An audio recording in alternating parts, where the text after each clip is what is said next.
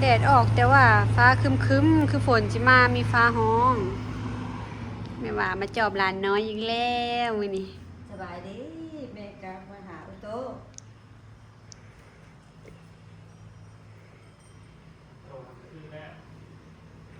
อื้อ สบายดีและสวัสดีเด้อพ่อแม่พี่น้องฝั่งลาวฝั่งไทยและทางต่างประเทศเด้อมื้อนี้ไม่เท่ากันมาจบหลานตามเคย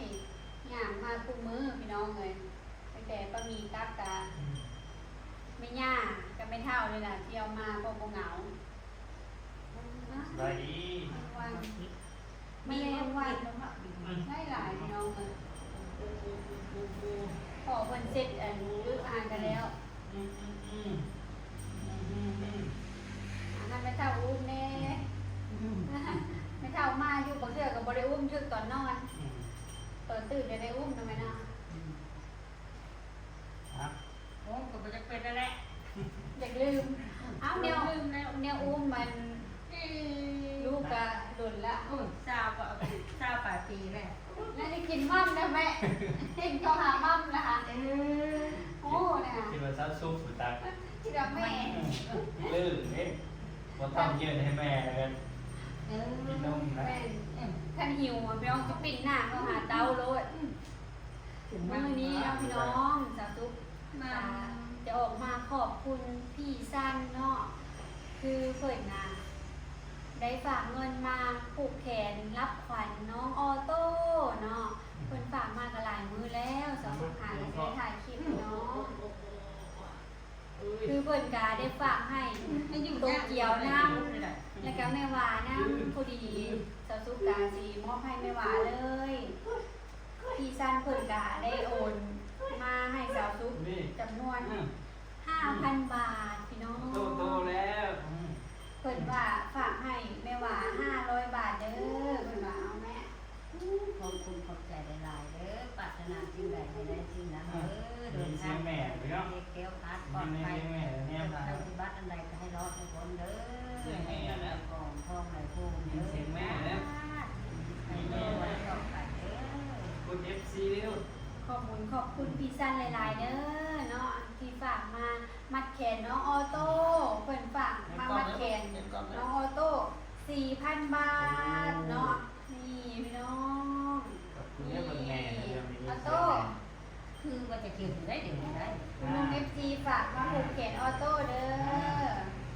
ออโต้เป็นคนฮู้เด้อยายจุ๋มเด้อแม่หับไว้แล้ว เอาไว้ซื้อมัมให้ออโต้เนาะซื้อนมเสิร์ฟพี่น้องเลยเพราะว่านมแม่ยังบ่เพียงพอกำลังแบบกระตุ้นให้กับ เมื่อตามันไม่เห็น อยากเห็นเลยดิ อยากเห็นแล้ว เปิดแบบ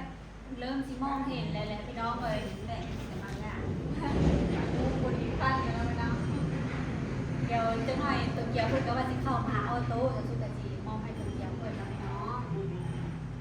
ตัวเกียวจะอยากมาหาออโต้อยู่จะเปลี่ยนกันมากับแม่หวาดีใจหลายๆ ส ที่ มมติสำนักแล้ว พี่ซันเพิ่นหักแพงเอาน้องออโต้ตั้งแต่เราซุปถือผ้าน้องหรือว่าตั้งท้องเนาะเพิ่นก็ฝากเงินมาซื้อนมซื้อของบำรุงเจ้าตัวเล็กในท้องเด้อให้แข็งแรงเนาะ PFC หลายๆท่านเพิ่นก็ฝากเงินซื้อเนี่ยบำรุงให้เราซุปกันกินตอนถือผ้าเนาะก็เราซุปกินหลายอย่างอีหลีพี่น้องตอนถือผ้าก็ถือว่าแข็งแรงสมบูรณ์อยู่ดีนะแม่เนาะน้องออโต้ออกมา สมัย3 เดือน3นี่แหละ พี่น้อง FC เพิ่นให้กำลังใจชาวซุปแล้วก็ฝากเงินมาให้ชาวซุปซื้อของบำรุงเป็นน้องออโต้ออกมาแข็งแร เดือน ง ไป3 เดือน ชาวซุปซื้อนมแอนมัมส่งกินบำรุงตลอดพี่น้องแต่นมหลายๆอย่างถ้ากินอย่างเดียวเพิ่นว่าลูกสิแพ้นมงัวเพิ่นว่าต้องกินหลายๆนมน้องออโต้ก็ยังบ่ทันว่าสิแพ้นมหยัง สาวซุปและครอบครัวขอบ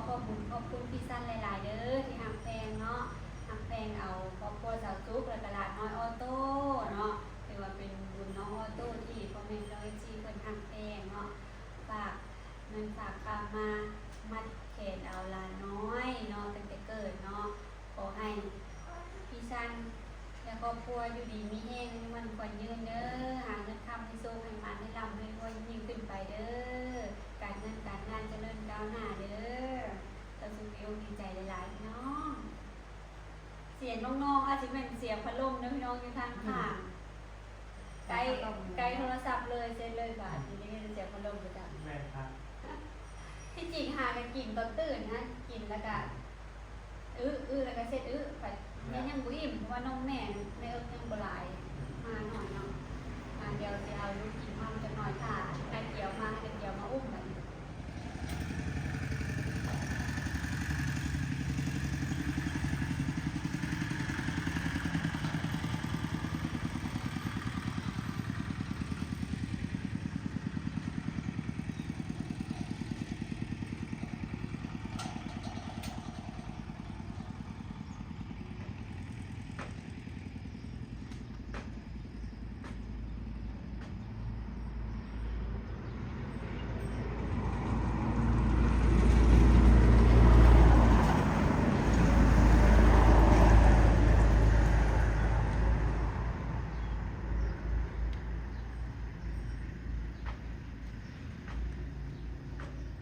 ไม่ว่าอย่างงอฮอดปุ๊บตัวเกี่ยวเพิ่นก็มาปั๊บเลยนะพี่น้องแล้ววันหนึ่งข่าวยังให้ไม่ว่าเพิ่นอยู่เพื่อนค่ะจะสู้กับซิมอกให้ตัวเกี่ยวเลย500 บาทพี่ชันเด้อเพิ่นฝากมาให้ ขอบคุณหลายๆเด้อพี่ชัน ตัวเกี่ยวให้จำได้ละ สุขภาพร่างกายแข็งแรงเด้อขอให้ถูกรางวัลใหญ่เด้องวดนี้เด้อขอบคุณหลาย ขอบคุณพี่ชันหลายๆเด้อ ๆเราต้องเกี่ยวกับเอาวันพักไว้ให้เขาซุกพี่น้องไปตลาดวานี่พักอัน งาม นึ ข ง นาด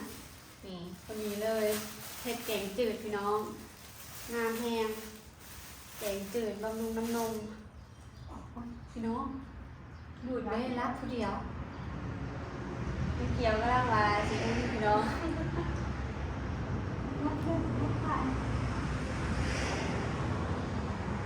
อันนักเกี่ยวขึ้นมาเมื่อนั้นก็ใส่ชุดนี้พี่น้อง มาวันนี้ก็ใส่ชุดนี้อีก ใส่ชุดนี้ชุดใหม่ยังบ่ได้ใส่อัน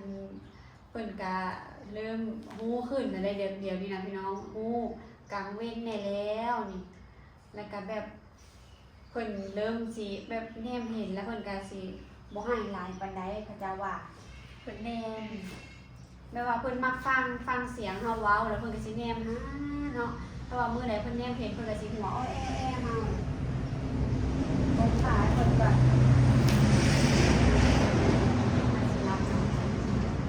เพื่อ กินเห็นเหนียวใช่ เนี่ยเกี่ยวว่าอุ้มแป้งบาทหนึ่งเหนียวจ้วงใส่เกี่ยวกงลงเอาเปลี่ยนส่งเปลี่ยนกางเกงให้เพิ่นเลยรับอีกเลยเนี่ยเก็บผ่าน ตื่นตัวโตมาลิ่นมันเกี่ยวก่อน เดี๋ยวจะเดี๋ยวก่อนลูกที่ในอุ้มอยู่พลังตาค่ะ มาเล่นก่อนนี่ไอเดียวมาหาเดียวมาหาประมาณทิศ1นี่แหละรู้สึกว่าใหญ่ขึ้นอีกแบบว่าโตน่ะใหญ่ขึ้นละมือเนาะ ขึ้นไปอ่ะ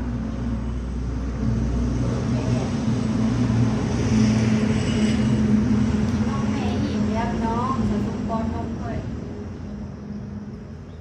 นี่เหลือ เป็น หน่ ตา อย โฮสแท้ แต่เจ้าว่ามันอบอุ่นมันแสนอบอุ่นที่อยู่ในท้องอกเลยอยู่แสน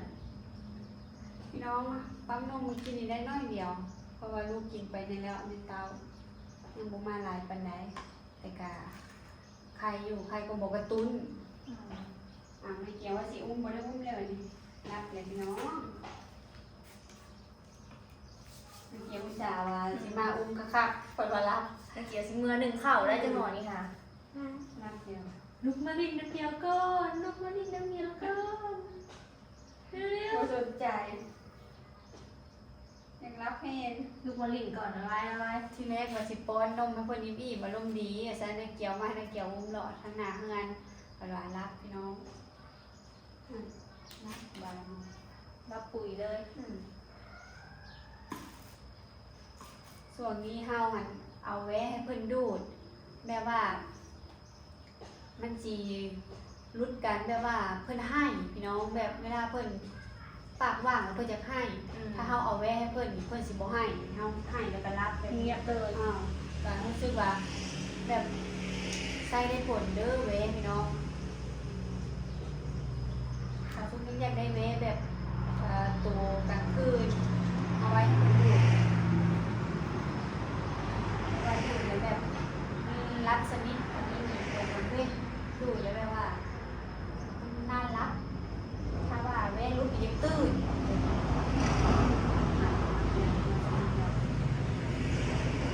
ยังหมดสนิทก็ได้ดูอยู่ประมาณอีก2 มื้อสิได้พาเพิ่นไปฉีดวัคซีนพี่น้อง45 วันขึ้นก็มารอลุ้นกันว่าเพิ่นสิ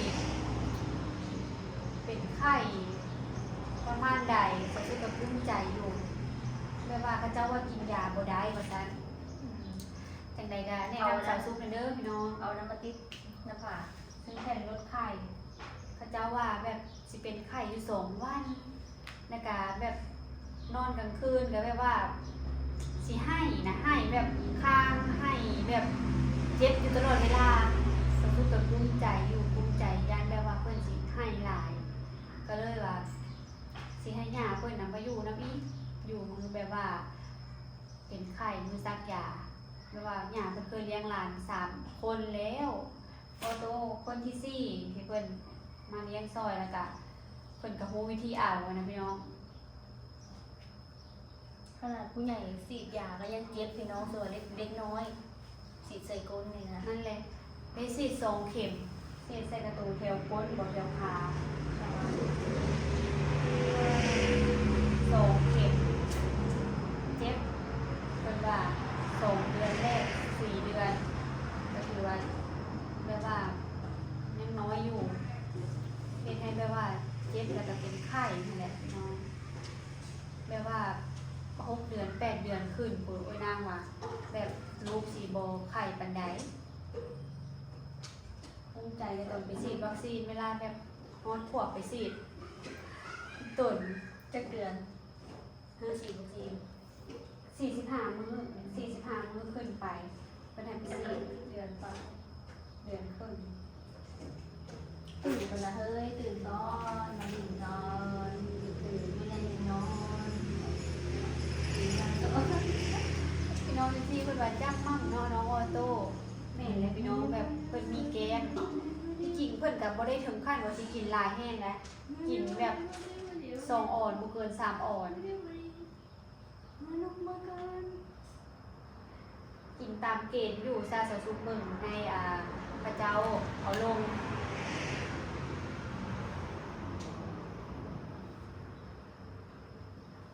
ใหญ่ไวเราจะเนาะ ใหญ่ไวอยู่พี่น้องเลยแบบ3 เดือนดูจักอันเนี้ย แม่ว่าอุ้มกับโบย่าลุดมือแล้ว ไปเห็นลูกอันหมูโนโตเกียวเนาะไปเบิ่งน้อยๆหนึ่งพี่น้อง เอาไปกี้ถอะ น้อยๆหนึ่งออกมากับ2 โลปลายตอนนี้ก็ไม่ได้ใหญ่ เอาตัวใหญ่กว่าหรือเปล่าป้าก็โตในการรอตอนนั้นไปฉีดวัคซีนรอตอนไปฉีดวัคซีนแล้วเฮาสิให้พระเจ้าสั่งน้ำหนักให้ว่าเท่าไหร่เนาะเป็นเท่าไหร่แล้ว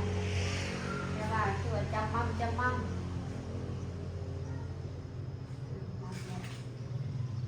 ติดเรื่องเพิ่นก่อน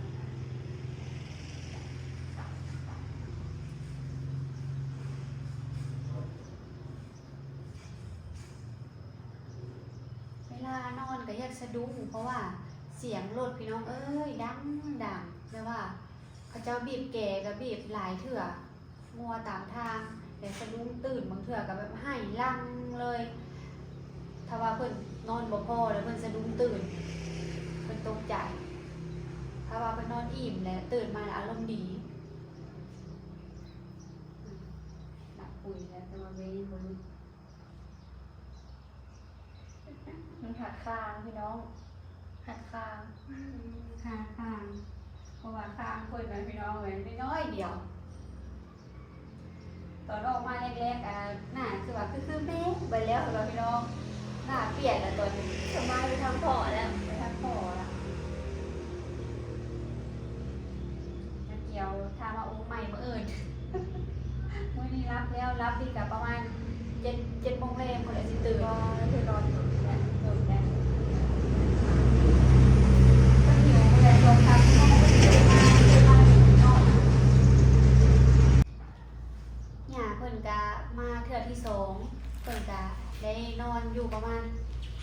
คืนเพิ่นก็กลับเมื่อบ้านแล้วพี่น้องเพิ่นว่าแล้วสิมาหาหลานใหม่อีกเด้อเพิ่นว่าเนาะ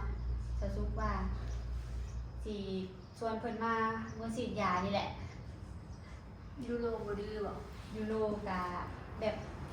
แพงน้องแบบหยอกน้องนะน้องก็ยังดื้อๆอยู่แบบมากมาแบบ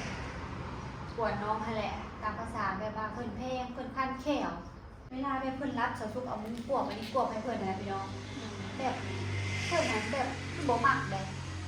อากาศบ่เข้า อากาศดูบ่ยังเข้า ลมบ่เข้าที่ สาวซุกกลับมาอยู่เซโนกะเวทีเพิ่นมาลิ้นน้ำอีกได้พี่น้องเพิ่นมาหลายคนแล้วมากับปานีปางสีเอ้ยพรมาส่งคันรถเลยไอ้นรงค์เอ้ยยิบเนาะเพิ่นกะพากันมาเยี่ยมยามสาวซุกเพิ่นบ่มีเวลาถ่ายคลิปเลยพี่น้องเอ้ยชุลมุนเอารูปแน่พอดีเพิ่นกะไปซื้อสุดมาฝากทีแรกเบิ่งคือใหญ่ๆสุดที่เทปซื้อมาฝากมาลงใส่ให้ออโต้เมื่อวานนี้แล้วผ้าพอดี อันสีฟ้าๆดอกซักไว้แล้วนี่มีสุดกลางนี่มันจะง่ายเลยบอกว่ามีของอะไรบอกว่ามันถุงร่องเลยมันมีสุดสีเหลืองสุดสีฟ้าลงใส่แล้วยังไงเลยไม่ส่งสีเหลืองเจอการสีเหลืองบอกจะเบิ่งส่งสีเหลืองนี่บอก เสือ สมมติมันพิโต สีเหลืองคักเนาะพี่น้องตะแคง สีเหลืองมันใส่แล้วแบบว่าผิวขาว คักเนาะสีเหลืองมักสีเหลืองไงข้างในก็เจอสีเหลืองอยู่เนาะ เพิ่นก็ได้ซื้อเซตนี้อีกมาฝากออโต้เนาะเลยจ้ะขอบใจเอ้ยเทพหลายๆเด้อเนาะอยากเพิ่นซื้อของมาฝากหลานน้อยออโต้แต่ลูกก็ต้องว่าแก้เบิ่งพี่น้องว่ามีอย่างแหน่หลายอย่างเนาะมาจ้ะบริถ่ายคลิปให้พี่น้อง FC ชมเลย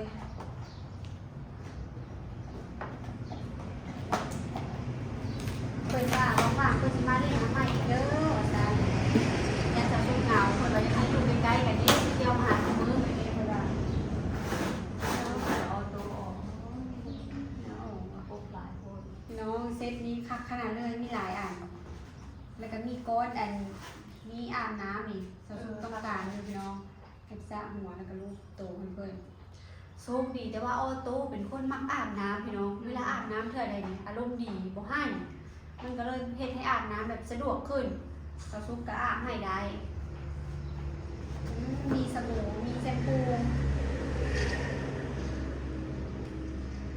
ของแบบออร์แกนิกเด็กใช้ได้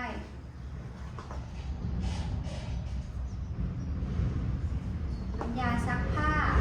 มีแป้งนำแต่ว่าแป้งสาวซุกยังบ่ให้ออโต้ใช้เอาเลยแต่ว่าเป็นแป้งมีโลชั่นก่อนโลชั่นเนื้อแป้งพอดีเลยเนื้อแป้งมาใช้ได้ ถอดมือมาเบิ่งนะเนี่ยเพิ่นว่ามือออโต้ใหญ่ๆเลยนี่ แม่ เป็นเป้งอยู่นะ มือมันขาว มือขาว เพราะว่าเอาอัน เล็บเพิ่นนะ มาสิตัด ยาวๆพี่น้องน้อยๆยาว